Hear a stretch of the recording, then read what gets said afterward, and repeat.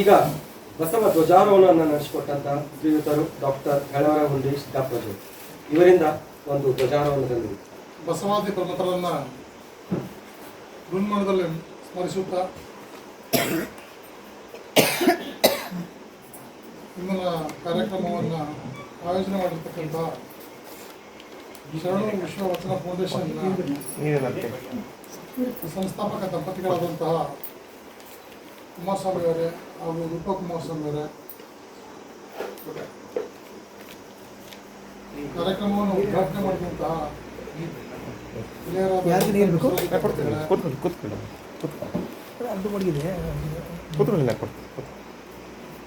ಮೈಸೂರು ಜಿಲ್ಲೆಯ ಅಧ್ಯಕ್ಷರಾದಂತಹ ಭಜಂತ್ರಿ ಅವರೇ, ಹಿರಿಯ ಕಲಾವಿದರಾದಂತಹ ಶೈಲಾ ಸಿದ್ದರಾಮಪ್ಪನವರೇ, ನನ್ನ ಪ್ರಿಯ ಮಿತ್ರರಾದಂತಹ ಅಮ್ಮ ರಾಮಚಂದ್ರ ಅವರೇ, ಬಹಳ ವಿಷಯ ಇಲ್ಲಿಗೆ ಅತ್ಯಂತ ಭಕ್ತಿಯಿಂದ ಆಗಮಿಸಿರ್ತಕ್ಕಂಥ ಎಲ್ಲ ಮಾತೆಯರೇ, ಶರಣೆಯರೇ, ಬಂಧುಗಳೇ, ಈ ಕಾರ್ಯಕ್ರಮ ನಾನು ಎರಡನೇ ಕಾರ್ಯಕ್ರಮ ಈಗ ಅಟೆಂಡ್ ಮಾಡಿದೆ.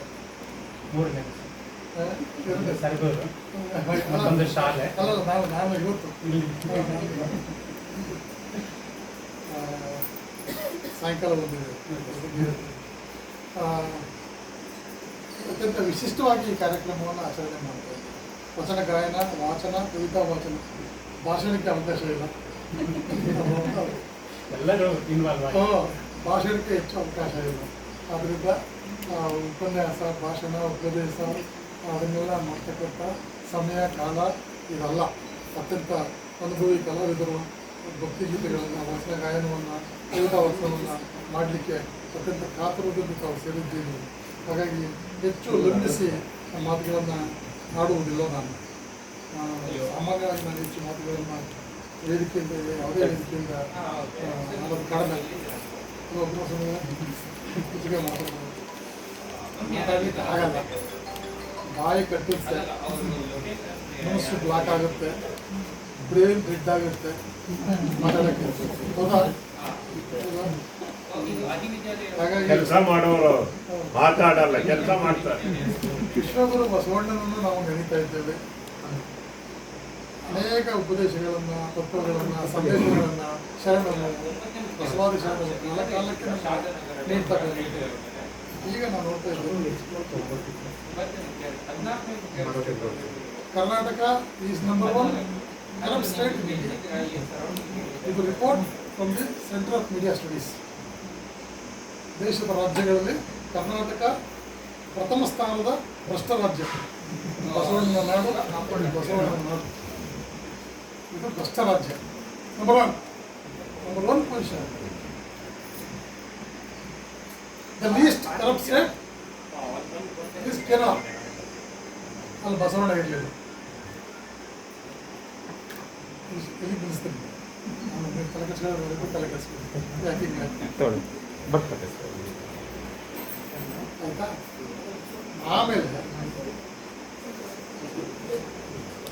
ತಮಿಳುನಾಡಿನಲ್ಲಿ ಪೆರಿಯಾರ್ ಬಂದರು. ವಿಚಾರವಾದವನ್ನು, ನಾಸ್ತಿಕವಾದವನ್ನು ಬಿತ್ತಿ ಬೆಳೆಸಿದಂತಹ ಪೆರಿಯಾರ್ ಬಂದರು. ಪೆರಿಯಾರ್ ಪ್ರಭಾವ ಎಷ್ಟಾಯಿತು ಅಂತಂದರೆ ತಮಿಳುನಾಡು ಮೇಲೆ ಇವತ್ತು ಕೂಡ ಅಲ್ಲಿ ಬೇರೆ ಯಾವ ಸಂಸ್ಥೆಗಳು, ಪಕ್ಷಗಳು ಉಸಿರಾಡಕಾಯ್ತಾ ಇಲ್ಲ.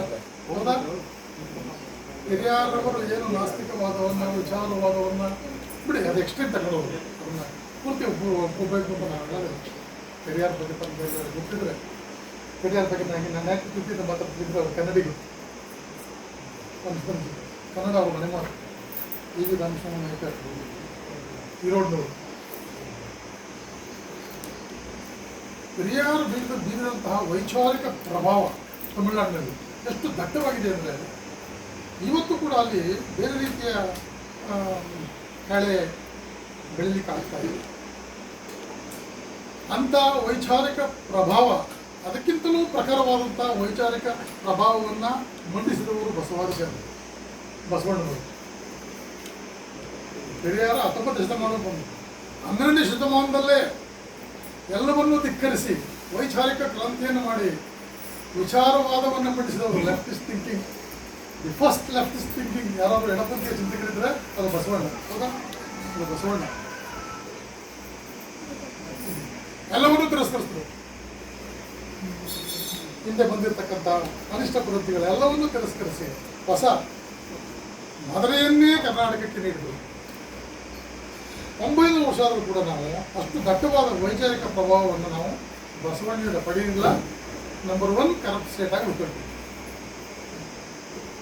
ಬಸವಣ್ಣ ವಿಚಾರವಾದದ ನಡುವೆಯೂ ಬಸವಣ್ಣ ಏನು ಹೇಳ್ತಾನೆ, ಮಕ್ಕಳುಗಳು ಕೆಳಬೇಡ ಕೊಡಬೇಡ ಅದಲ್ಲ, ಸತ್ಯಕ್ಕ ಲಂಚ ವಂಚನಕ್ಕೆ ಕೈಯ ಒಂದಿನೊಳಗೊಂದೊರೆಯ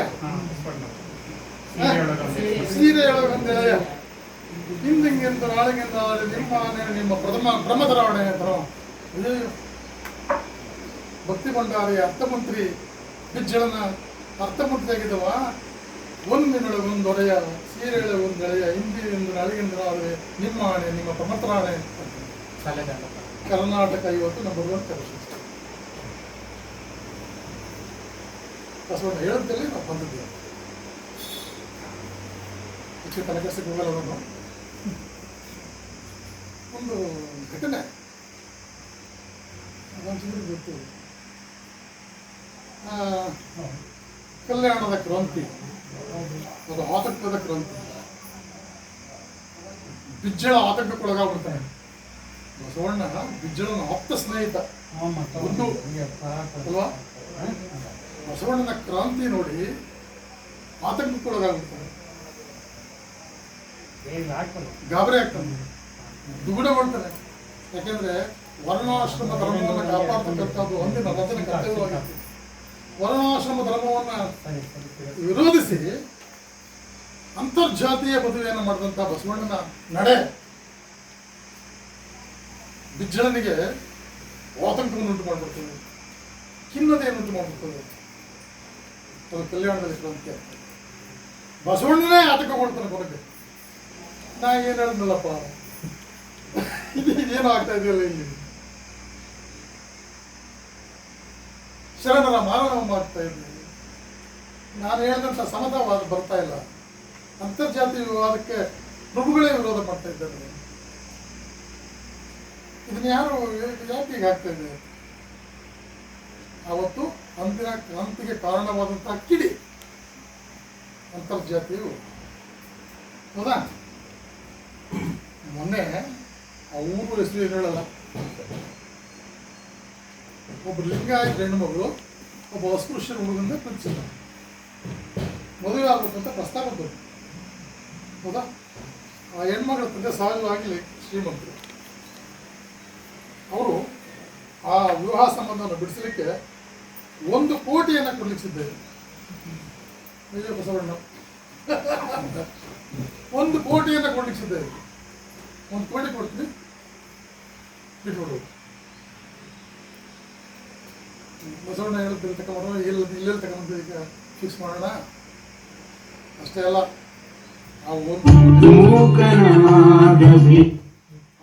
ಕೋಟಿಯನ್ನು ಬೇರೆ ಉದ್ದೇಶಕ್ಕೆ ಬಳಸಲಿಕ್ಕೆ ಸಿದ್ದೇವೆ.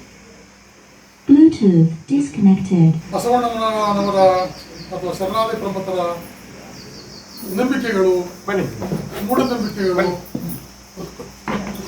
ಅದರ ವಿರುದ್ಧ ಸಾರಿದಂತಹ ರಿವ್ಯೂಸ್, ಆ ಮೂಢನಂಬಿಕೆಗಳನ್ನ ಇದು ಮಾಡಲಿಕ್ಕೆ ಬಿಡಲಿಕ್ಕೆ ನಾವು ಸಿದ್ಧ ಇಲ್ಲ. ಬಸವಣ್ಣ ಹೇಳಿದ್ರು ಸಹ ಬಸವಣ್ಣ ಎಲ್ಲಿ ಬಂದಿದ್ದಿಲ್ಲ, ಶರಣರು ಬಂದು ಎಲ್ಲಿ ನಿಂತ್ಕೊಂಡ್ರು. ಅಂತರ್ಜಾತಿ ವಿವಾಹಗಳಾಗಲ್ಲ, ಅದಕ್ಕೆ ವಿರೋಧ ಇದೆ. ಮೂಢನಂಬಿಕೆಗಳನ್ನು ಉದ್ದೇಶಪೂರ್ವಕವಾಗಿ ಪಾಲನೆ ಮಾಡ್ತಾ ಇದ್ದೀವಿ. ಅವರ ವೈಚಾರಿಕತೆಯನ್ನು ಆಲ್ಮೋಸ್ಟ್ ತಿರಸ್ಕರಿಸಿದ್ದೇವೆ ಬಸವಣ್ಣನ ನಡೆಯಲ್ಲಿ. ಆ ನಂತರ ನೀವು ಇತ್ತೀಚಿನ ಎಲ್ಲ ಬೆಳವಣಿಗೆಗಳನ್ನು ನೋಡ್ತಾ ಇದ್ದೀರಿ. ನಾವು ಬಸವಣ್ಣನ ಬಗ್ಗೆ ಮಾತನಾಡ್ತಾ ಇದ್ದೇವೆ, ವಚನಗಳ ಬಗ್ಗೆ ಹೇಳ್ತಾ ಇದ್ದೇವೆ, ವಚನ ಹಾಡ್ತೇವೆ, ಕೇಳ್ತೇವೆ. If you are doing it for entertainment purpose. ಈ ಸಾಹಿತ್ಯ ದೇವರ ಸುತ್ತ, ಆತ್ಮದ ಸುತ್ತ, ಪುನರ್ಜನ್ಮ ಸುತ್ತಾಯಿತು. ಅದನ್ನು ಒಂದೇ ತಿರಸ್ಕಾರ ಮಾಡ್ಬಿಟ್ಟು ಮನುಷ್ಯರ ಪಕ್ಕ ಬಂದ. ಇನ್ನು ಕೆಲವು ಚಿಂತನೆ ಡಿಸ್ಟರ್ಬ್ ಏರಿಯಾ ಇನ್ ಕನೆಕ್ಟಿವಿಟಿ. 1991ರಲ್ಲಿ battle of first battle of Tarain Mohammad Ghor ಮತ್ತು ಪೃಥ್ವಿರಾಜ್ ಸಿಂಗ್ ಚೌಹಾಣ್ ಅವನು ಗೆದ್ದ. ಪೃಥ್ವಿರಾಜ್ ಸಿಂಗ್ ಚೌಹಾಣ್ 1992ರಲ್ಲಿ ಮತ್ತೆ ಬಂದು ಮೊಹಮ್ಮದ್ ಗೌರ್ ಡೆಲ್ಲಿ ಸುಲ್ತಾನ್ ಆಗಿದ್ದಲ್ಲ, ಅದೆಲ್ಲ ಮುಂದೆ ಅವನು ಪೃಥ್ವಿರಾಜ್ ಚೌಹಾನ್ ಸೋಲಿಸ್ತಾನೆ. ಸೋಲಿಸಿ ಡೆಲ್ಲಿ ಸಿಂಹಾಸನವನ್ನು ಇಟ್ಕೊಳ್ತಾರೆ. ವಾಪಸ್ ಹೋಗಲ್ಲಮ್ಮ. ಅಲ್ಲಿವರೆಗೆ ದಾಳಿಕೋರರು ಬಂದು ಎಲ್ಲ ದೇವಾಲಯಗಳನ್ನು ವಿತರಿಸಿ ಹೊಡೆದಾಕಿ ಸುಮಾರು 4,000 ಪ್ರಬಲ ದೇವಾಲಯಗಳನ್ನು ಹೊಡೆದಾಕಿ ವಾಪಸ್ ಹೋದರು. ಆದರೆ 1992ರ ಬ್ಯಾಟಲ್ ಆಫ್ ತರಾಯಿನ್ ನಂತರ ದೆಹಲಿ ಸಿಂಹಾಸನ ಸುಲ್ತಾನೇಟ್ ವಶಕ್ಕೆ ಬಂತು. ಈ ದೇಶದ ಮರಗುಡ್ಡ, ಬೆಟ್ಟ, ಅರಣ್ಯ, ಸಂಪತ್ತು, ನದಿ, ನೀರು, ಜನತೆ ಸಹ ಈ ಸುಲ್ತಾನೇಟ್ ವಶಕ್ಕೆ ಬಂತು. ಅವರು ಡೆಲ್ಲಿ ಸುಲ್ತಾನ್ 250 ವರ್ಷಗಳ ಕಾಲ ಆಳ್ವಿಕೆ ಮಾಡಿ ಈ ದೇಶದಲ್ಲಿರ್ತಕ್ಕಂಥ ಎಲ್ಲ ದೇವಸ್ಥಾನಗಳನ್ನು ವ್ಯವಸ್ಥಿತವಾಗಿ ಮಾಡಲಾಗ್ತದೆ. ಹೌದಾ? ದೇವಸ್ಥಾನ ಅದೇ 12ನೇ ಶತಮಾನದಲ್ಲಿ ಆ ನಂತರ ಬಸವಣ್ಣ ಬಂದರು. ದೇವಸ್ಥಾನ ಹೊಡಿತು. ಡೆಲ್ಲಿ ಸುಲ್ತಾನ್ ಇಡೀ ಹಿಂದೂ ಧರ್ಮವನ್ನು ಕುಣಿತಕ್ಕಂತಕ್ಕ, ಇಡೀ ಭಾರತ ಸ್ವತಂತ್ರವನ್ನು ಕಳ್ಕೊಂಡಂತಕ್ಕ ಧರ್ಮ, ಹಿಂದೂ ಧರ್ಮ ಅಪಾಯದಲ್ಲಿದ್ದಂತಕ್ಕ ಆ ಕಾಲದಲ್ಲಿ ಬಸವಣ್ಣ ದೇವಸ್ಥಾನಗಳು ಮಾಡಬೇಕು. ಯಾಕೆ ಹೇಳ್ತಾ ಇದ್ದೀನಿ ಅಂದರೆ, ಇವತ್ತು ನನ್ನ ಅಚಲವಾದಂಥ ನಂಬಿಕೆ ಹಿಂದೂ ಧರ್ಮ ಉಳಿದಿದ್ರೆ ಕರ್ನಾಟಕದಲ್ಲಿ, ದಕ್ಷಿಣ ಭಾರತದಲ್ಲಿ ಇದನ್ನು ನಾನು ಬೆಳಿಗ್ಗೆ ಹಿಂದೂ ಧರ್ಮ ಉಳಿದಿದ್ರೆ ದಕ್ಷಿಣ ಭಾರತದಲ್ಲಿ,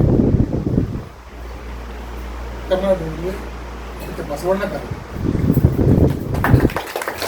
ಬಸವಣ್ಣ ಉಳಿದೇ ಇದ್ರೆ ಈ ರಾಜ್ಯದಲ್ಲಿ, ದಕ್ಷಿಣ ಕರ್ನಾಟಕದಲ್ಲಿ, ದಕ್ಷಿಣ ಇಂಡಿಯಾದಲ್ಲಿ ಉಳಿದಿರಲಿಲ್ಲ. ನೀವು ದೇವಸ್ಥಾನಗಳು ನೋಡ್ದಾಕಿರಲ್ವಾ, ನಿಮ್ಮ ಮೆದೆಗೆ ಲಿಂಗ ಕಟ್ಟಾವ ದೇವಸ್ಥಾನಗಳು ಹೇಳ್ತಾರ, ನಿಮ್ಮ ಮೆದೆಗೆ ಲಿಂಗ ಕಟ್ಟ, ನಿಮ್ಮ ಅಂಗಕ್ಕೆ ಲಿಂಗ ಕಟ್ಟ, ಅದನ್ನೇ ಪೂಜೆ ಮಾಡಿ, ಅದನ್ನೇ ಶಿವ ಅಂತ. 3 ಜಾತಿಗಳು, 3 ತಳ ಸಮುದಾಯಗಳಿಗೆ ಲಿಂಗ ಕಟ್ಟಿ ಹಿಂದೂ ಧರ್ಮದ ಬೆಳಕೆ ಉಳಿಸ್ಕೊಂಡು ಅವನು ಅದು ಮಾಡದೇ ಇದ್ರೆ ಮುಸ್ಲಿಂ ದೊರೆಗಳು, ಆನಂತರ ಬಂದಂಥ ಮೊಘಲ್ ದೊರೆಗಳು, ಆನಂತರ ಬಂದಂಥ ಬ್ರಿಟಿಷ್ ದೊರೆಗಳು ಕರ್ನಾಟಕವನ್ನು, ಲಾತೂರನ್ನು, ನಿಮ್ಮ ದಕ್ಷಿಣ ಮಹಾರಾಷ್ಟ್ರವನ್ನು ಏನು ಮಾಡ್ತಿದ್ರು? ಮುಸ್ಲಿಮರನ್ನು. ಈ ಕೆಲವು ಹಿಂದೂಗಳೆಲ್ಲ ತಗೊಂಡು ಹಿಂಗಾಗಿ ಹಿಂದೂಗಳೆಲ್ಲ ಹಾಗಾಗಿ ಹೇಳಬೇಕು ಅನ್ನಿಸ್ತು. ಹೇಳಿದ್ರು ವಿಚಾರ ಮಾಡಿ ಮನೆಗೆ ತರೋದಲ್ಲ, ಮನಕ್ಕೆ ತರಬೇಕು, ಅನುಷ್ಠಾನಕ್ಕೆ ತರಬೇಕು. ಒಳ್ಳೆಯದಕ್ಕೆ ನಾನು ಅಧಿಕಾರಿಯಾಗಿ 38 ವರ್ಷಗಳ ಕಾಲ ವಿವಿಧ ಇಲಾಖೆಯಲ್ಲಿ ನಡ್ಕೊಂಡು ಕೆಲಸ. ನಾನು ಈ ಕಳಂಕ ರಹಿತನಾಗಿ ಅತ್ಯಂತ ಒಳ್ಳೆಯ ಸತಕ ಮುಂದಿದ್ದೆ, ತಕ್ಕಂಡು ನಿವೃತ್ತಿಯಾಗಿದ್ದೇನೆ. ಇವತ್ತು ಮುಂದೆ ನಿಂತಿದ್ದೇನೆ ಕಳಂಕರಹಿತವಾಗಿ. ಬಸವಣ್ಣ ಕಾರಣ.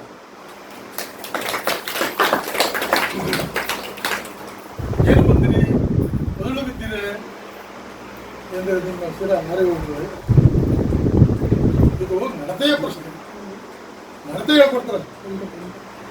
ಇವತ್ತು ನಿಮ್ಮ ಒಟ್ಟಿಗೆ ಯಾರೋ ನೆಂಟರು ಬಂದ ನಿಮ್ಮ ಮಕ್ಕಳು, ಅಮ್ಮ ಯಾರೋ ಬಂದ್ರು ಅಂತ ಮೇಲ್ಕೋಯ್ತಾರ. ನಾವು ಏನು ಬಂದಿರಿ, ಅದೆಲ್ಲ ಬಿದ್ದೀರಿ, ನಾವು ನಿಮ್ಮ ತಮ್ಮನೇ ಬರಲಿ, ಅಮ್ಮ ಮಾವನಂತೆ ಯಾರೋ ಬಂದ್ರು ಅಂತ ಮೇಲ್ಕೋಯ್ತಾರೆ.